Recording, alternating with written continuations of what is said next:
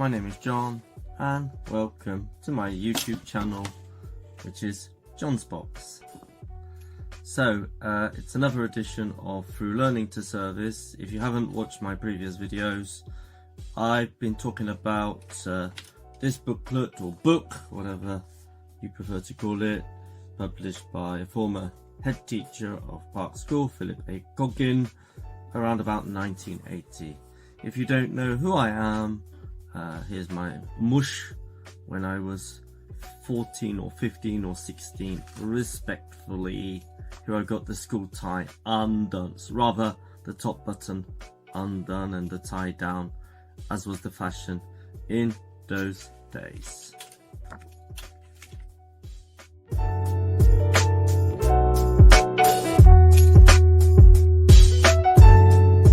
So in this edition of Through Learning to Service, I'm going to focus on 4 topics.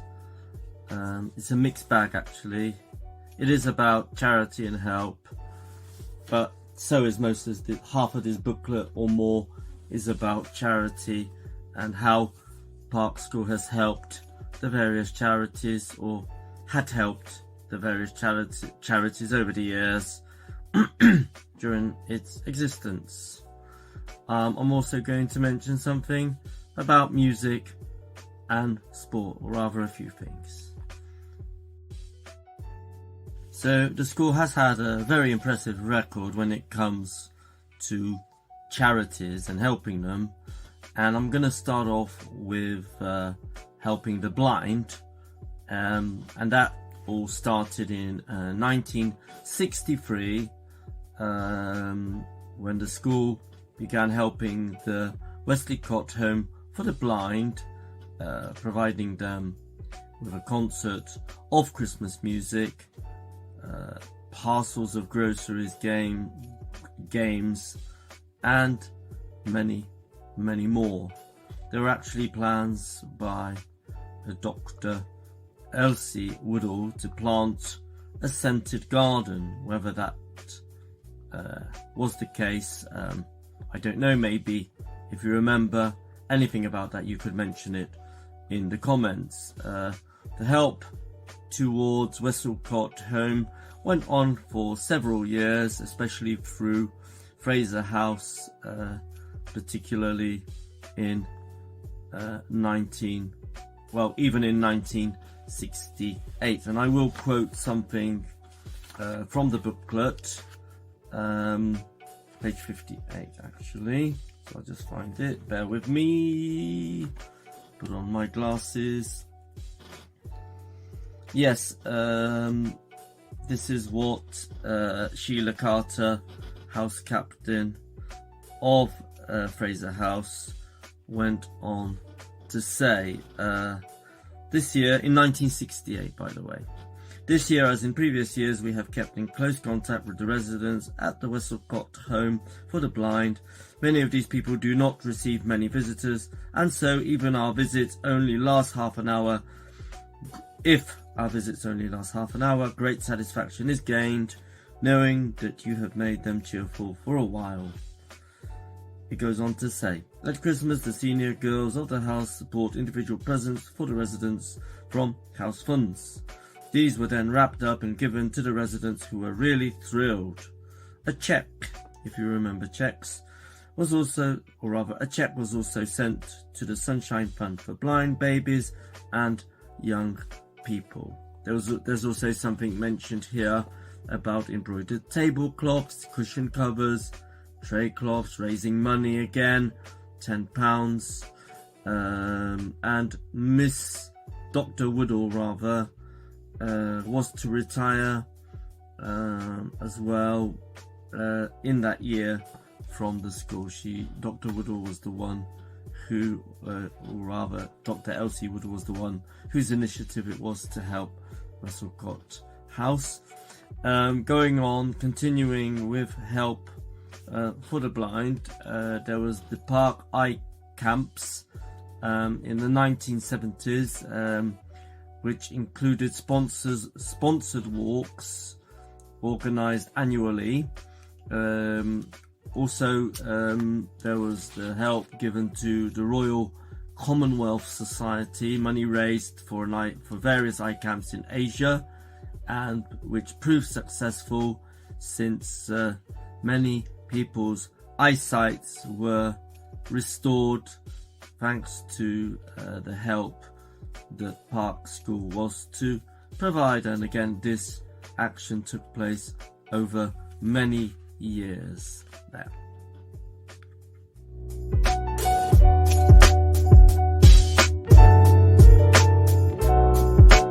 Continuing on providing help to charities and people incapacitated, there was the hydrotherapy pool which Mr. Dyer established in the late 1970s. I do remember groups of students going along to the hydrotherapy pool even in 81, 82. I personally didn't, but I know that help was organised there. And there is a little bit mentioned, albeit 2 paragraphs. This is what Mr. Dyer wrote in December 1979. During the course of the autumn term, 3 sixth formers and 35th formers were involved in helping handicapped children at the hydrotherapy pool. The handicapped children were from the Central School and the Chalet School. It was nice to be informed that our pupils were the best helpers who had visited the pool.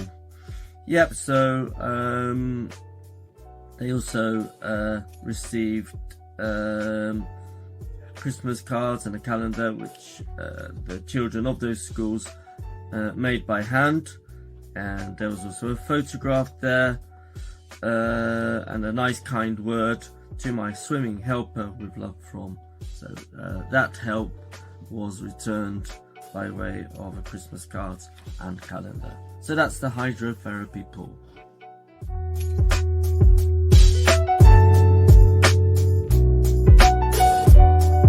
Take off my glasses for a moment, turning now to music. Yeah. Even in the early years, there was a strong orchestra, 100-piece orchestra, can you imagine? Initiated by a Miss Thatcher.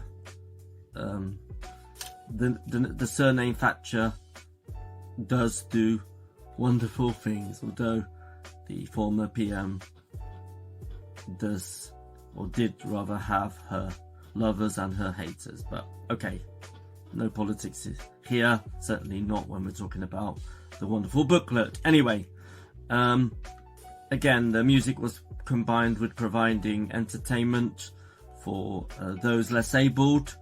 In 1970, Mr. Hallam, former music teacher, formed a madrigal group in which consisted of vocalists who sang in 16th century style. Can you imagine? Yeah, and they were active throughout the years, giving concerts in various churches in the vicinity. And what was written was, again, I'll need to quote here. Where is it?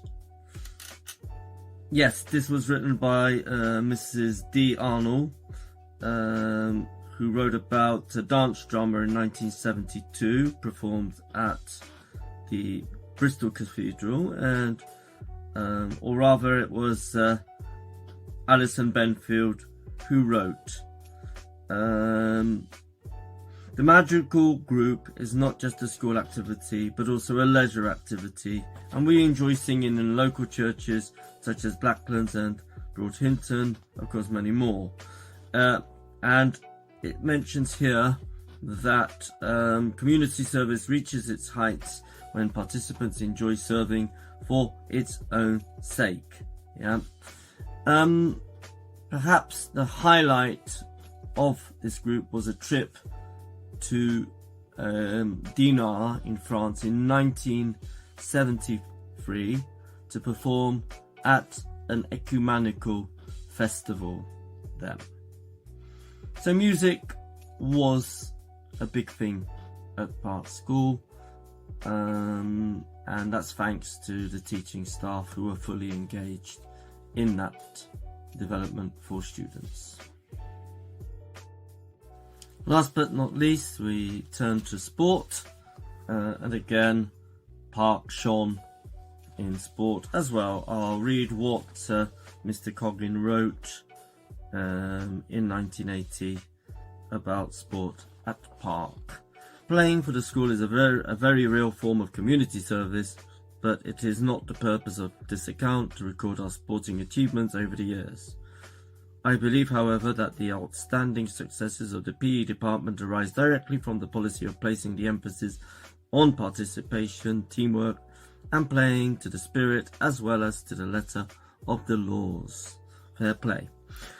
Cross-fertilization between sport and community service occurs frequently, and soccer provides a good illustration. The game is very popular within the locality, and participation from pupils to represent school teams has been at an extremely high level. Park has won at least one of the major county championships during each of the last 7 seasons. In 1979, the school completed a double by winning both the under-19 and under-16 trophies, and in 1980 returned the under-19 trophy whilst winning the under-15 competition. And that's what Mr. Coggin wrote about sports at Park. Of course, sports events were also combined with charities, with charity and fundraising. Football was the main focus, but Park was also successful in rugby, cricket and hockey, and as you know, they are all true English sports. When it comes to hockey, Park competed at a national level.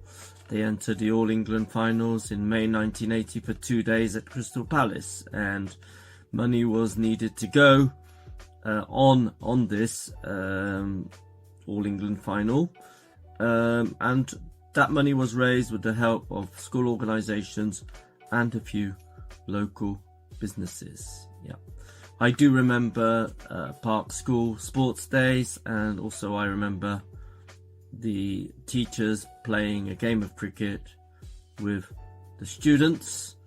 The first 2 batsmen for the teachers were both PE teachers, Mr. Woodman. Actually, Mr. Woodman was a former Park School pupil, incidentally, and Mr. Buckland, who I believe died quite a while ago. But I'm not sure who won that particular cricket match. I believe it was the students of Park. And I ought to add that during PE lessons we did a whole array of sports. Of course, football, rugby as well during the winter months, which I really didn't like. There was cross-country running around the school fields, jumping the ditches. There was also road running. That was about 2 or 3 miles, if I remember rightly. During a whole PE lessons, we would run through the park, along Park Estate, along Shaftesbury Avenue, into the lawns, and then through Walcott back to the school. So that was quite a long affair.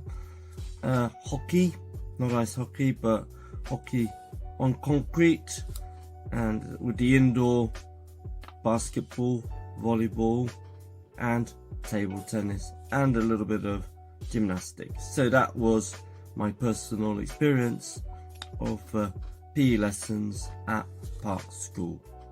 Very impressive. So that's it. I do plan to make a few more editions. I'll just cover up that young teenager there with the booklet. I know a few of you have got booklets. If you can add more to the items I discussed today, that would be great. feedback is the real content, not just what I've read, but what actually happened. And if you could add more to that, then all the merrier.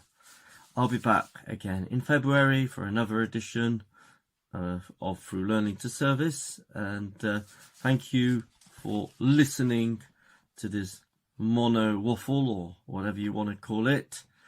And yeah, see you again, and stay tuned and enjoy other content that I provide on this channel if you feel like it. There's a lot of Swindon stuff actually on my channel. Thanks a lot for watching, and see you again soon. Bye for now.